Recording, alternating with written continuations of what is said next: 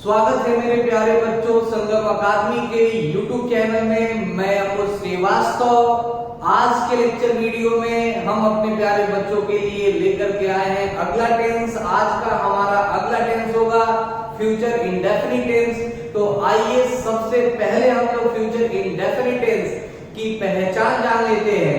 Future indefinite tense का पहचान होता है कि जब हमें भविष्य में किए जाने वाले किसी कार्य के कार्यक्रम अथवा योजना का भाव व्यक्त करना होता है, अर्थात जब हमें भविष्य में किए जाने वाले किसी कार्य के कार्यक्रम अथवा योजना का भाव व्यक्त करना होता है, तो ऐसे स्थिति में हम उन वाक्यों को बनाने के लिए फ्यूचर इंडेफिनिट टेंस का प्रयोग करते हैं। फिर से यह मेरी बात सुन लीजिए कि जब हमें भविष्य में किए जाने वाले किसी कार्य के कार्यक्रम अथवा योजना का भाव व्यक्त करना होता है, तो ऐसी स्थिति में हम उन वाक्यों को बनाने के लिए फ्यूचर इंडेफिनिट टेंस का प्रयोग कर लेते हैं। तो यहाँ से आपको पहचान पता हो गया, आपके सामने स्क्रीन बोर्ड पर पहचान लिखा हुआ है कि the sentence in which we show the planning of future, we make the sentence in future indefinite tense. अर्थात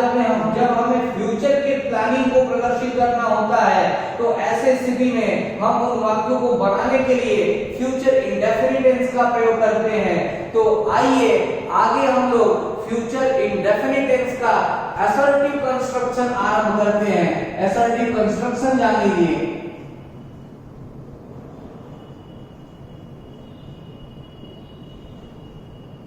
असर्टिव कंस्ट्रक्शन हो जाएगा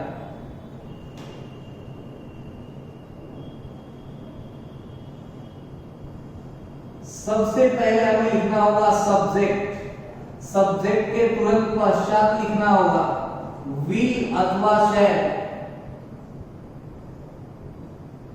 विल अथवा शैल के तुरंत पश्चात नॉट लगाना होता है। अगर नेगेटिव है तो नॉट का प्रयोग करेंगे। सेंटेंस यदि नेगेटिव नहीं है तो नॉट का प्रयोग नहीं करना होगा। इसके पश्चात मेन वर्ब का फर्स्ट फॉर्म प्रयोग करेंगे। इसके पश्चात ऑब्जेक्ट लिखना होगा। ऑब्जेक्ट के पश्चात एटसेट्रा लिखना होगा और असर्टिव सेंटेंस के अंत में फुल स्टॉप लगा देते हैं। इस प्रकार से स्पष्ट हो गया कि यह असर्टिव कंस्ट्रक्शन हो गया। इस कंस्ट्रक्शन की सारी चीजें आपको पता होनी चाहिए।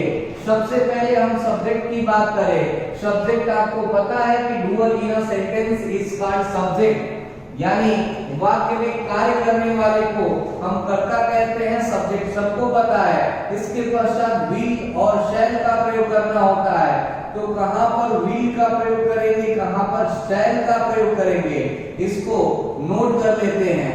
तो नोट कर लीजिए, केवल आई तथा वी के साथ, केवल आई तथा वी के साथ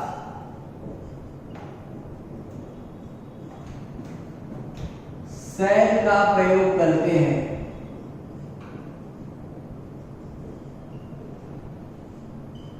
केवल आई तथा वी के साथ शैल का प्रयोग करते हैं। विल का प्रयोग कहां पर करेंगे, तो आगे आप नोट कर लीजिए। केवल आई तथा वी के अलावा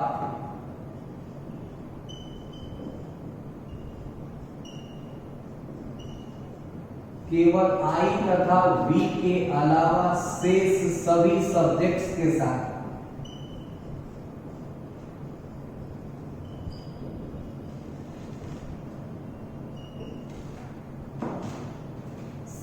सभी सब्जेक्ट्स के साथ विल का प्रयोग करते हैं।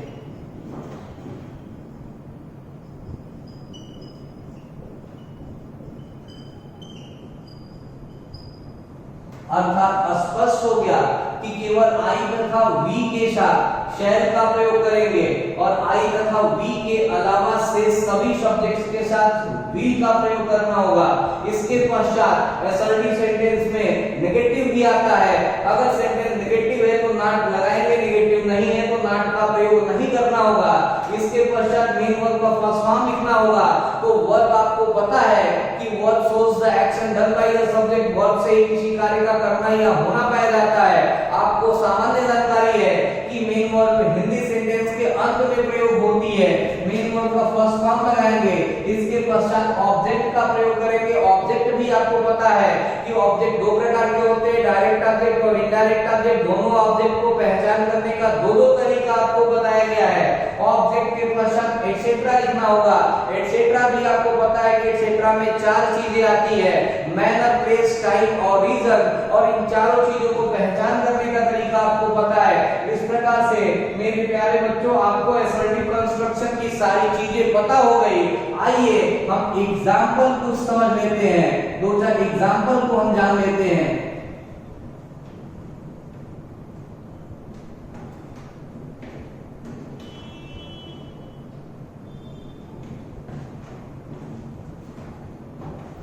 पहला एग्जांपल है, वह राजनैतिक पार्टी,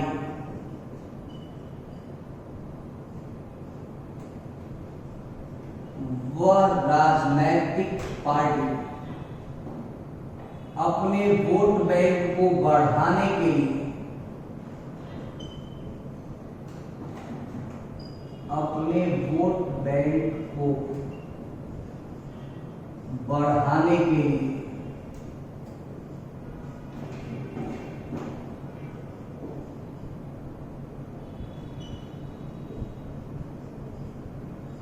वह राजनैतिक पार्टी अपने वोट बैंक को बढ़ाने के लिए एक बार पुनः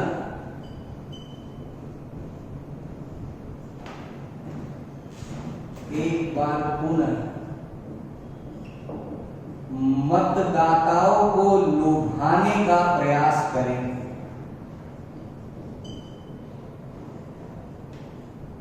मतदाताओं को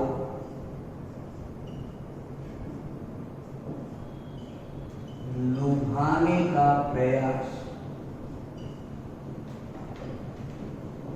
करेंगे। अर्थात स्पष्ट है, सेंटेंस फ्यूचर इंडेफिनिट का, असर्टिव का है। वह राजनैतिक पार्टी अपने वोट बैंक को बढ़ाने के लिए एक बार पुनः मतदाताओं को लुभाने का प्रयास करेगी। तो असर्टिव सेंटेंस है, सबसे पहले सब्जेक्ट लिखना होगा इस कंस्ट्रक्शन के अनुसार। सब्जेक्ट है वह राजनैतिक पार्टी, इसके लिए लिख लेंगे that political party, that political party के अनुसार वी का प्रयोग करना होगा। वी के पश्चात चूंकि नेगेटिव नहीं है, नॉट नहीं लगाएंगे। मेन वर्ब का फर्स्ट फॉर्म लिखना होगा। मेन वर्ब है प्रयास करना, लेकिन आपको एक छोटी सी बात हमने बताया होगा कि यदि सेंटेंस में मेन वर्ब के रूप में ट्राई आ जाए और ट्राई के पश्चात अगर दूसरी क्रिया होती है तो ट्राई के तुरंत पश्चात हम दूसरी क्रिया को TO2 से ज्वाइन कर देते हैं। तो इसमें दूसरी क्रिया है मतदाताओं को पुनः एक बार पुनः मतदाताओं को लुभाने का प्रयास करेगी। लुभाना यह नाने नीचे क्रिया जुड़ी हुई है, TO2 से ज्वाइन कर देंगे। लेकिन इस दूसरी क्रिया के अलावा तीसरी भी क्रिया है अपने वोट बैंक को बढ़ाने, यह भी क्रिया नाने से जुड़ी हुई है, TO2 से ज्वाइन कर देंगे। तो सेंटेंस हो जाएगा that political party will try के पश्चात दूसरी क्रिया को TO2 से जोड़ देंगे। तो ट्राई टू इंटाइज मतलब होता है लुभाना। ट्राई टू इंटाइज, किसको लुभाने की बात हो रही है? मतदाताओं को। तो हो जाएगा entice the voters, the voters. एक बार पुनः के लिए लिख लेंगे वंस अगेन। फिर तीसरी क्रिया है तो इसको हम TO2 से ज्वाइन कर लेंगे। और तीसरी क्रिया है अपने वोट बैंक को बढ़ाने, तो हो जाएगा to increase its vote bank. और सेंटेंस बिल्कुल सही है, that political party will try to entice the voters once again to increase its vote bank. आगे हम पढ़ते हैं, आगे एक और एग्जांपल लेते हैं। अगला एग्जांपल है, हम अपने देश को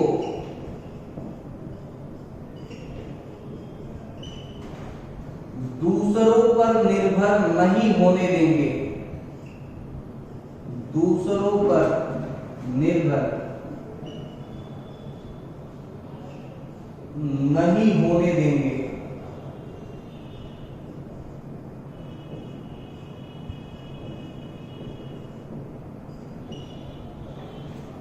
हम अपने देश को दूसरों पर निर्भर नहीं होने देंगे। एक छोटी सी बात मैं आपको याद दिला दूं कि जब करने देने की बात होती है, आपको मैं बता चुका हूं कि जब करने देने या होने देने की बात होती है तो ऐसे स्थिति में हम उन वाक्यों को बनाने के लिए लेट का प्रयोग करते हैं। लेकिन यह भी आपको बताया गया होगा कि जब लेट का हम प्रयोग करते हैं तो लेट के तुरंत पश्चात ऑब्जेक्ट आना चाहिए और ऑब्जेक्ट के तुरंत पश्चात वर्ब का फर्स्ट फॉर्म आना चाहिए।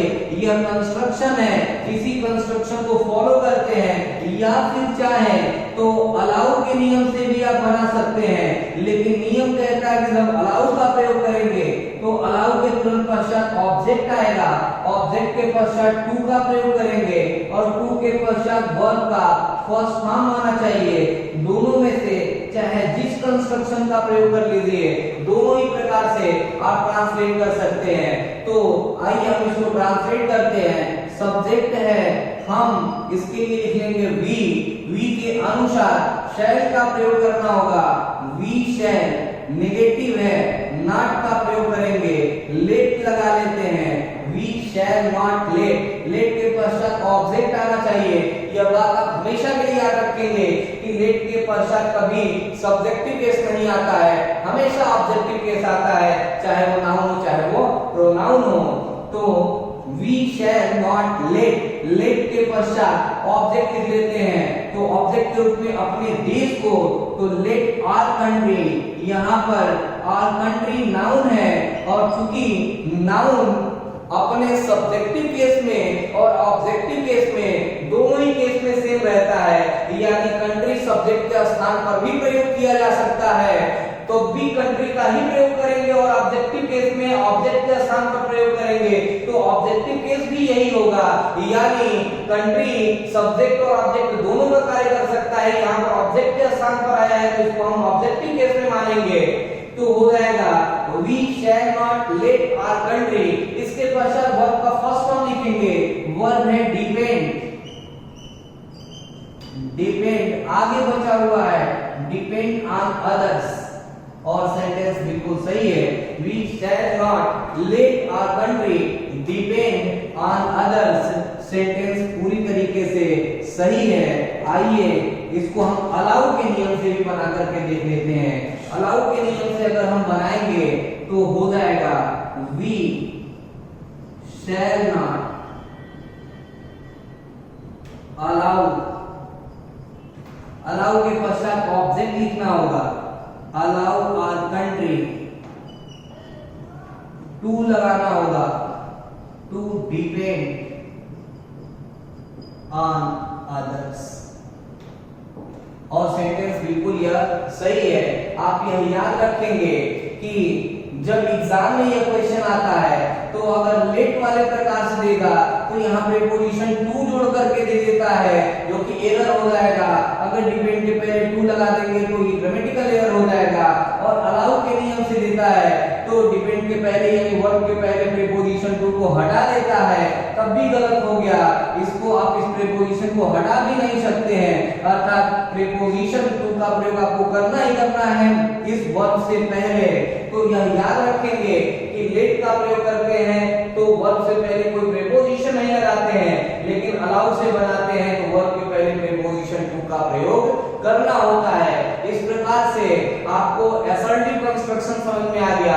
आगे हम बढ़ते हैं तो असर्टिव कंस्ट्रक्शन में एक कंडीशन है विल और शैल का, एक स्पेशल यूज में आपको बता दूं, आपने पढ़ा होगा कि विल के स्थान पर शैल और शैल के स्थान पर हम विल का प्रयोग करते हैं। तो यह बात आप जान लीजिए कि चार ऐसे कंडीशंस है जिन चार कंडीशन में व्हील के स्थान पर शैल और शैल के स्थान पर व्हील का प्रयोग करते हैं, अर्थात आई तथा वी के साथ हम व्हील का प्रयोग करते हैं सेल का प्रयोग न करके, और शेष सभी सब्जेक्ट्स के साथ व्हील का प्रयोग न करके सेल का प्रयोग करते हैं, यानी व्हील और सेल का यूज इंटरचेंज हो जाता है। वो चार कंडीशन कौन कौन सा है तो जान लीजिए, यह बात याद रखेंगे कि अनिवार्यता, दृढ़ संकल्प, मजबूरी एवं धमकी, ये चार ऐसे कंडीशन है कि इन चार कंडीशन में हम व्हील के स्थान पर शैल और शैल के स्थान पर व्हील का प्रयोग करते हैं। तो आप चाहें तो इस बात को नोट करके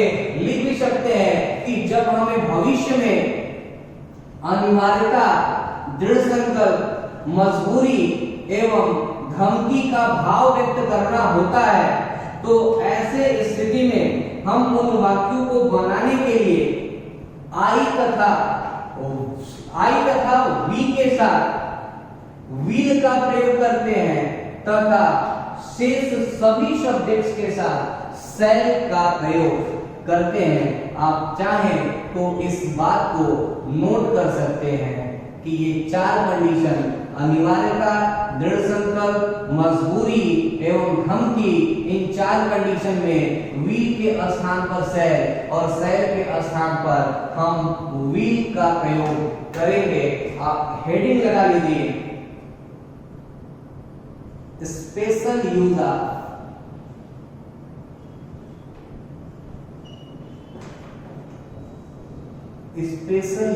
of will and shall. Will तथा शैल का स्पेशल यूज क्या है? ये चार कंडीशन, पहला कंडीशन है determination, firm determination, firm determination,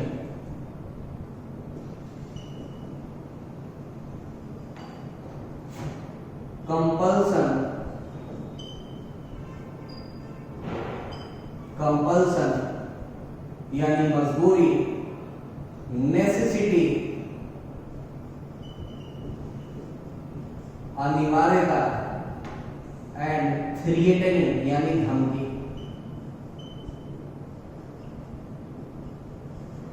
ये चार कंडीशंस में हम व्हील के स्थान पर सेल और सेल के स्थान पर व्हील का प्रयोग करते हैं, अर्थात स्पष्ट है कि इन चार कंडीशन में आई तथा वी के साथ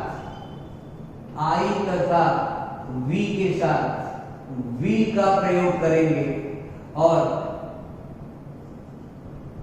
all the subjects except I and V के साथ हमें सेल का प्रयोग करना होता है। अर्थात यहां से स्पष्ट हो गया कि फर्म डिटर्मिनेशन, दृढ़ संकल्प, कंपल्सन यानी अनिवार्यता, नेसेसिटी, कंपल्सन यानी मजबूरी, नेसेसिटी यानी अनिवार्यता, थ्रेटनिंग यानी धमकी, इन चार कंडीशंस में आई तथा वी के साथ व्हील का प्रयोग करेंगे और शेष सभी के साथ शैल का प्रयोग करेंगे। आइए हम इस पर कुछ एग्जांपल सॉल्व कर लेते हैं। पहला एग्जांपल है, कल इस क्षेत्र के सभी ग्रामीण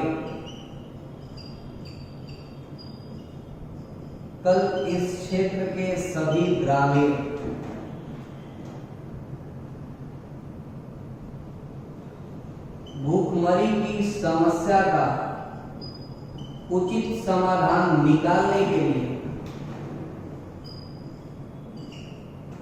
भूखमरी की समस्या का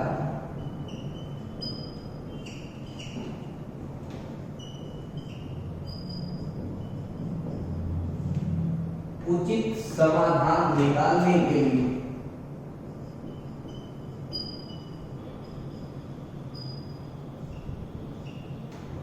उचित समाधान निकालने के लिए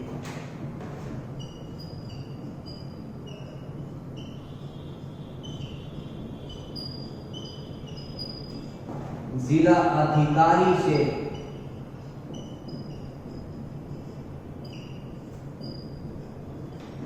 अवश्य मिलें।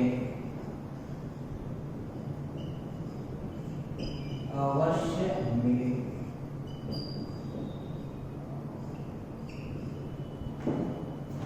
अर्थात सेंटेंस आपके सामने है, कल इस क्षेत्र के सभी ग्रामीण भूखमरी की समस्या का उचित समाधान निकालने के लिए जिला अधिकारी से अवश्य मिलेंगे, यानी अनिवार्यता का बोध हो रहा है। तो ऐसा नहीं है कि अवश्य के लिए हम कंपल्सरी या फिर हम नेसेसरीली या इस प्रकार का कोई हम शब्द प्रयोग करेंगे, गलत हो जाएगा। अवश्य शब्द आया है तो स्पष्ट हो गया कि अनिवार्यता का बोध हो रहा है, इसके लिए विल के जगह पर शैल और शैल की जगह पर विल का प्रयोग कर लेंगे।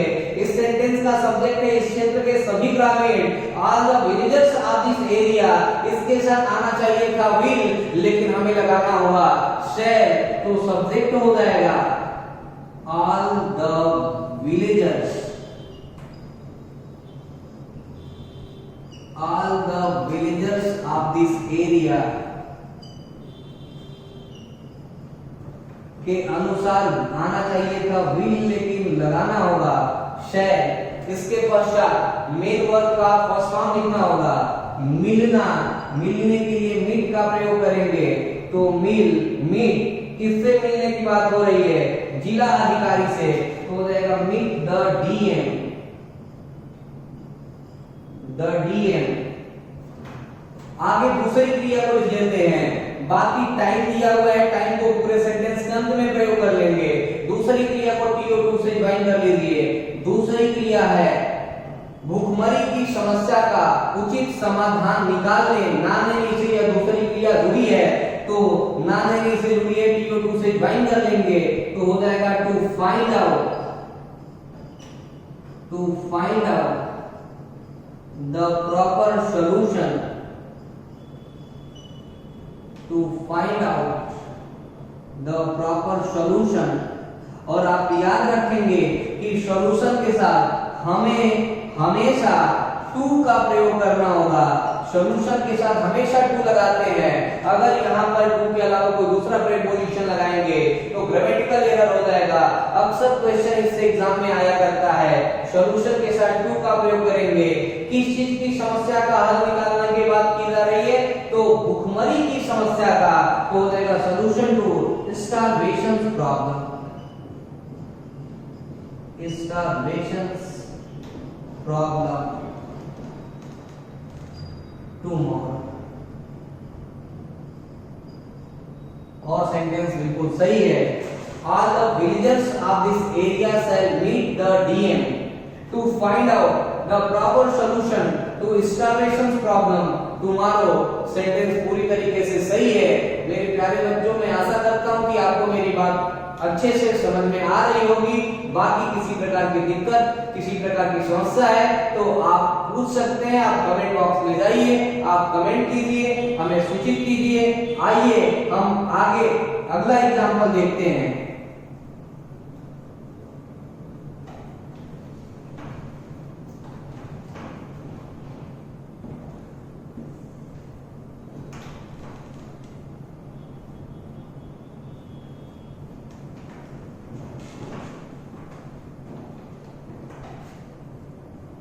आगे नेक्स्ट एग्जाम्पल है, मैं अपने जीवन के विपरीत परिस्थितियों में भी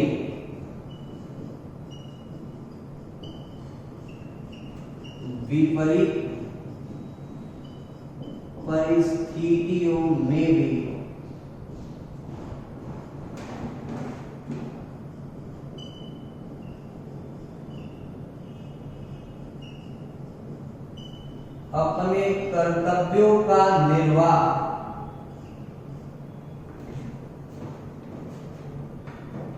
अपने कर्तव्यों का निर्वाह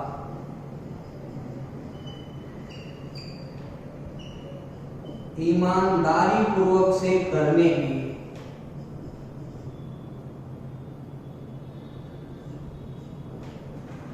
ईमानदारी पूर्वक से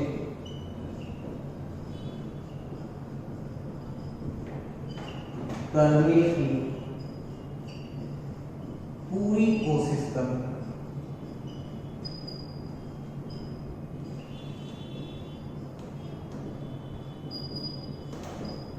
सेंटेंस है, मैं अपने जीवन के विपरीत परिस्थितियों में भी अपने कर्तव्यों का निर्वाह ईमानदारी पूर्वक से करने की पूरी कोशिश करूंगा। सेंटेंस को पढ़ने से आपको यह ऐसा महसूस हो रहा होगा कि दृढ़ संकल्प की बात की जा रही है, फर्म डिटर्मिनेशन की बात की जा रही है, पूरी कोशिश करूंगा, यानी दृढ़ संकल्प के साथ ऐसा कहा जा रहा है। तो इस कंडीशन में विल के स्थान पर शैल और शैल के स्थान पर विल का प्रयोग करना होगा। आइए हम इसको प्रयास करते हैं ट्रांसलेट करने का। आई के साथ लगाते हैं शैल, लेकिन यहाँ पर लगाना होगा विल, तो सेंटेंस हो जाएगा आई विल, पूरी कोशिश करने के लिए प्रयोग करेंगे try my best, I will try my best. अब दूसरी क्रिया है तो TO2 से ज्वाइन कर देंगे। तो दूसरी क्रिया है, अपने जीवन के विपरीत परिस्थितियों में भी अपने कर्तव्यों का निर्वाह ईमानदारी पूर्वक से करने, ना में नीचे ये दूसरी क्रिया जुड़ी है, TO2 से ज्वाइन कर देंगे तो हो जाएगा टू परफॉर्म, परफॉर्म यानी निर्वाह करना, to perform my duties, to perform my duty honestly, honestly. आगे बचा हुआ है, अपने जीवन के विपरीत परिस्थितियों में भी जोर दिया जा रहा है, इवन का प्रयोग कर लेंगे तो हो जाएगा even in the adverse circumstances, adverse circumstances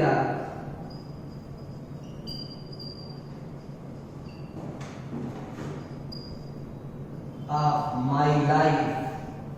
और सेंटेंस बिल्कुल सही है, I will try my best to perform my duty honestly even in the adverse circumstances of my life. Sentence पूरी तरीके से सही है, बाकी किसी प्रकार की समस्या नहीं होनी चाहिए। जो बेसिक समस्या है, बेसिक प्रॉब्लम है, यह हो सकता है वर्ड मीनिंग में कहीं कंफ्यूजन हो, तो वर्ड मीनिंग जो आपको लगता है कि हमें नोट कर लेना चाहिए उसको आप नोट कर लीजिए। बाकी जब हम आपको वर्ड पार पढ़ाएंगे, वर्ड पार सेशन जब चलेगा हम लोगों का, तो वर्ड पार में आपको एक बहुत बड़ी लिस्ट हम तैयार करा देंगे वर्ड मीनिंग की, जो कि आपके एग्जाम में सिनोनिम्स और एंटोनिम्स और वन वर्ड सब्स्टिट्यूशन के पॉइंट ऑफ व्यू से अत्यंत महत्वपूर्ण होगा। लेकिन हम लोग वर्ड पार की बात वर्ड पार सेशन में करेंगे, वर्ड पार के दौरान करेंगे। अभी तो ग्रामर सेक्शन की बात हो रही है, तो ग्रामर सेक्शन में आपको टेंसेज पढ़ना है, जो कि मैं आपको बताने का प्रयास कर रहा हूं। आइए हम लोग आगे अगला एग्जांपल देख लेते हैं। अगला एग्जांपल होगा, अब तुम्हें यह कार्य करना होगा। अगला हमारा सेंटेंस होगा, अब तुम्हें यह कार्य करना होगा। तो सेंटेंस है, अब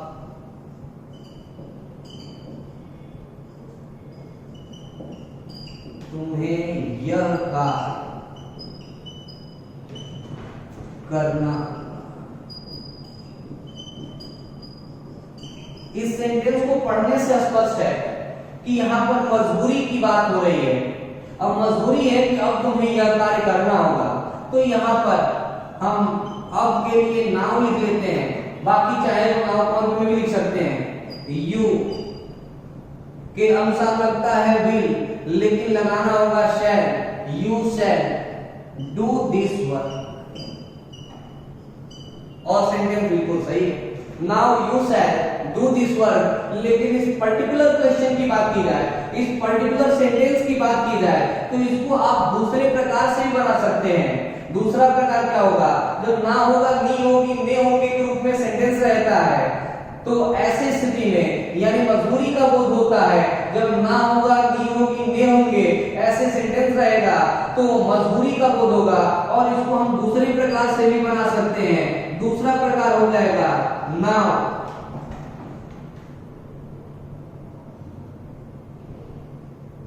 Now you will have to। अब जब will have to का प्रयोग करेंगे तो फिर नॉर्मल यूज हम लगाएंगे। यहाँ पर you के अनुसार will लगता है तो you will have to do this work। और सेंटेंस बिल्कुल यह सही है। इस पर्टिकुलर एग्जांपल को आप यह दूसरे प्रकार से भी बना सकते हैं। Now you will have to do this work भी सेंटेंस सही है, और now you shall do this work भी सेंटेंस ये सही होगा। लेकिन यह बात केवल इस पर्टिकुलर क्वेश्चन में लागू होगा, क्योंकि यह नियम will have to, shall have to का प्रयोग हम तभी करेंगे जब सेंटेंस ना होगा, नी होगी, ने होंगे के रूप में अंत होगा, तभी हम इसका प्रयोग करेंगे, जो कि यहाँ पर अप्लाई हुआ है। आइए एक और भी हम एग्जांपल समझ लेते हैं। जैसे हमारा अगला एग्जांपल है,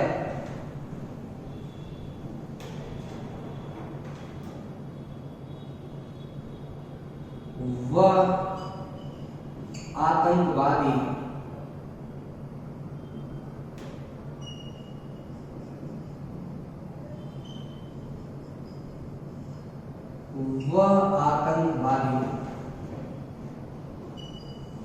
इस क्षेत्र के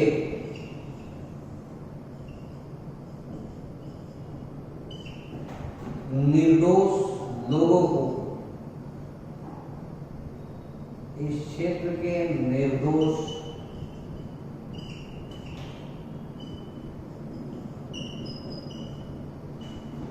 लोगों को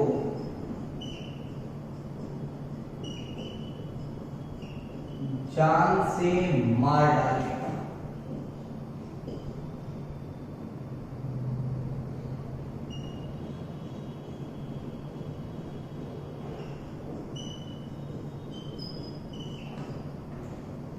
वह आतंकवादी इस क्षेत्र के निर्दोष लोगों को, इस क्षेत्र के निर्दोष लोगों को जान से मार डालेगा। इस सेंटेंस को पढ़ने से ऐसा आपको लग रहा होगा कि धमकी का भाव व्यक्त हो रहा है। जान से मार डालेगा, जान से मारने की धमकी दी गई है, तो स्पष्ट है कि यहाँ पर थ्रेटनिंग का बोध हो रहा है। तो विल के स्थान पर शैल और शैल के स्थान पर विल का प्रयोग करना होगा। सब्जेक्ट हो जाएगा दैट टेररिस्ट। इसके अनुसार हमें लगाना होगा विल, लेकिन विल का प्रयोग न करके शैल का प्रयोग करेंगे। फिर मेन वर्ब का फर्स्ट फॉर्म लिखना होगा, तो किल का प्रयोग कर लीजिए। That terrorist shall kill, object है इस क्षेत्र के निर्दोष लोगों को, तो हो जाएगा kill the innocent people, innocent people of this area.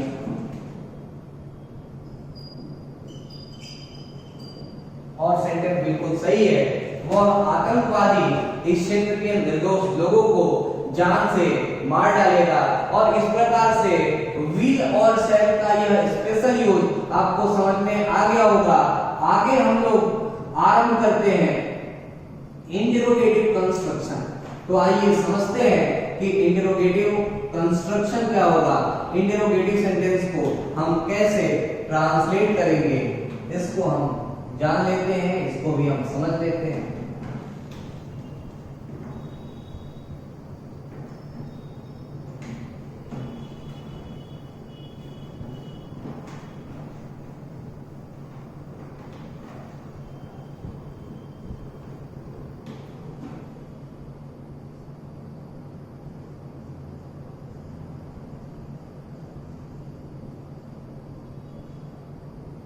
Interrogative construction की बात की जाए, आपको पता है कि इंटरोगेटिव सेंटेंस दो प्रकार के होते हैं।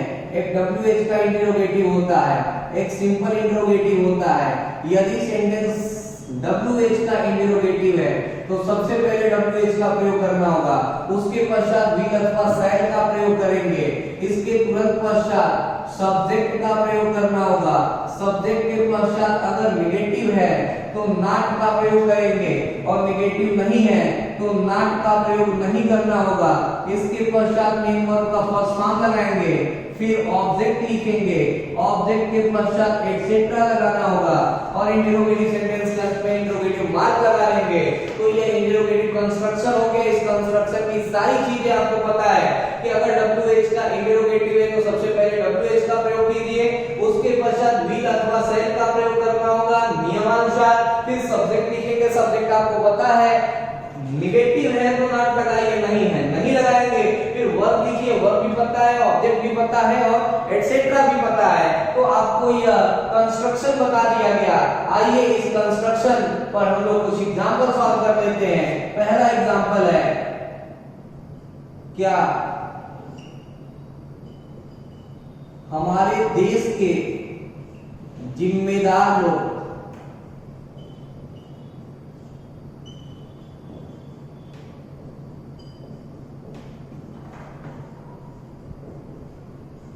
क्या हमारे देश के जिम्मेदार लोग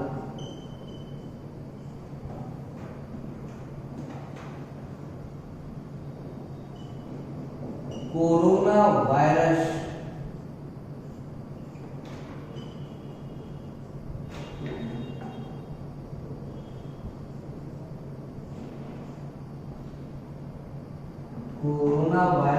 को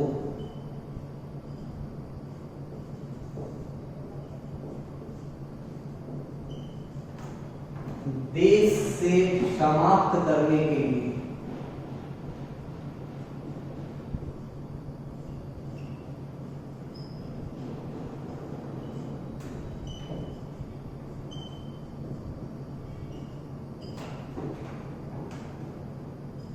कोई ठोस कदम नहीं उठाएंगे।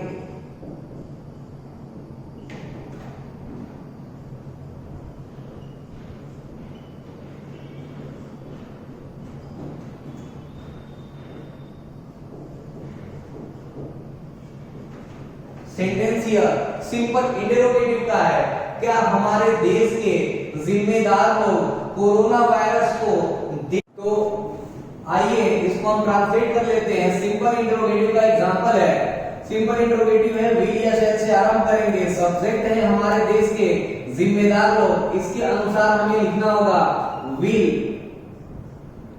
सब्जेक्ट लिख लीजिए the responsible people, will the responsible people of our country,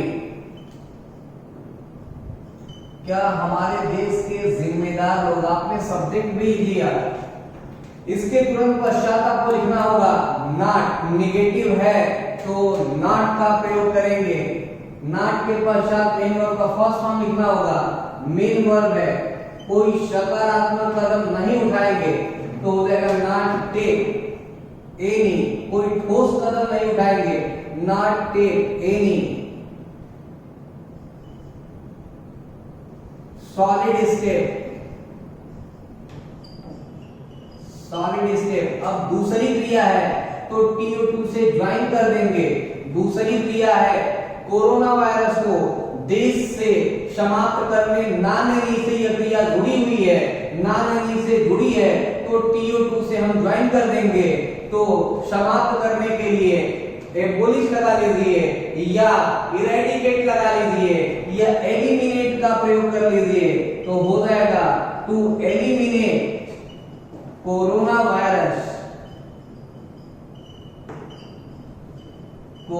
virus from country.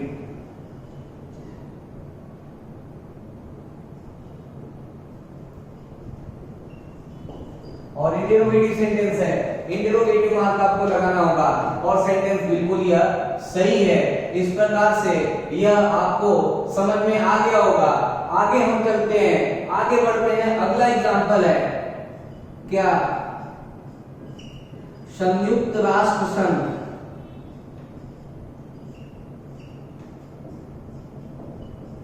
क्या संयुक्त राष्ट्र संघ बढ़ती हुई महंगाई पर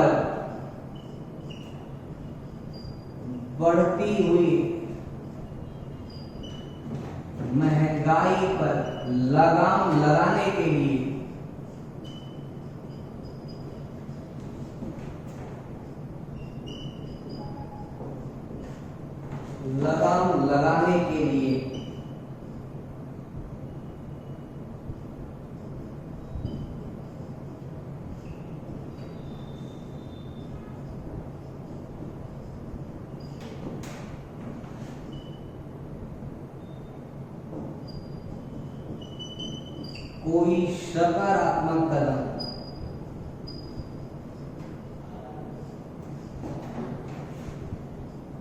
कोई सकारात्मक कदम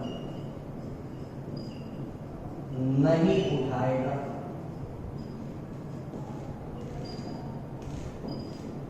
सिंपल इंटरोगेटिव का यह भी एग्जांपल है।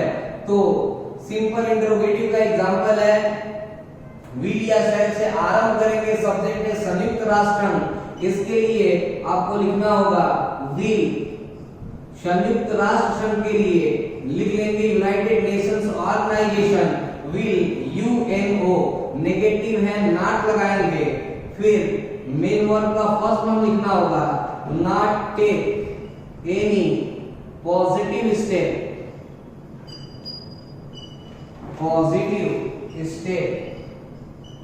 अब दूसरी क्रिया होगी तो TO2 से ज्वाइन कर देंगे। दूसरी क्रिया है बढ़ती हुई महंगाई पर लगाम लगाने, ना लेने से यह दूसरी क्रिया जुड़ी है, TO2 से ज्वाइन कर देंगे। तो लगाम लगाने के लिए चेक का प्रयोग किया जाता है, तो हो जाएगा टू चेक इंक्रीजिंग डियरनेस, यानी बढ़ती हुई महंगाई। और सेंटेंस बिल्कुल यह सही है। इस प्रकार से मेरे प्यारे बच्चों आपको बात समझ में आ गई होगी कि सिंपल इंटरोगेटिव होगा तो विल या शैल से हमें आरंभ करना होगा और विल या शैल के तुरंत पश्चात सब्जेक्ट का प्रयोग करेंगे। सब्जेक्ट हो गया UNO, will UNO not take any positive step to check increasing dearness. आइए एक एग्जांपल और हम लोग समझ लेते हैं। हमारा अगला एग्जांपल है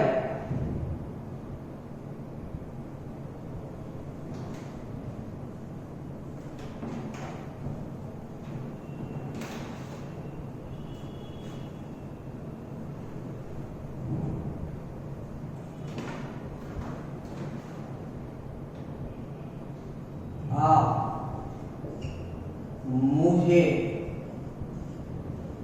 मेरी कमियों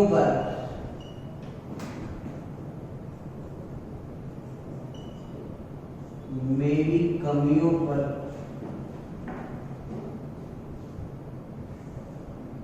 विजय प्राप्त क्यों नहीं करते हैं? विजय प्राप्त क्यों नहीं करने दी? ठीक है, तो इस प्रकार से यह सेंटेंस है WH का इंटरोगेटिव है। सबसे पहले हमें WH लिखना होगा, वाई विल। एक छोटी सी बात मैं याद दिला दूं कि यहाँ पर करने देने की बात हो रही है, तो जहां पर करने देने की बात होगी तो ऐसे स्थिति में हम लेट का प्रयोग करेंगे, तो हो जाएगा वाई विल यू, नेगेटिव है नॉट लगाएंगे, नॉट लेट मी ओवरकम। भाई लेट के पश्चात ऑब्जेक्ट लिखेंगे, ऑब्जेक्ट है मी। ओवरकम मतलब विजय प्राप्त करना, my shortcomings, overcome my shortcomings. और बिल्कुल सही है, लेट से बनाइए तब भी सही, या फिर आप चाहें तो अलाउ से भी बना सकते हैं, दोनों ही प्रकार से बना सकते हैं। इस प्रकार से WH का भी इंट्रोगेटिव आपको समझ में आ गया होगा। मेरे प्यारे बच्चों, आज की क्लास में इतना ही रहने देते हैं। आगे हम अगले क्लास में अगले टेंस के साथ आएंगे। तब तक के लिए जय हिंद, जय भारत।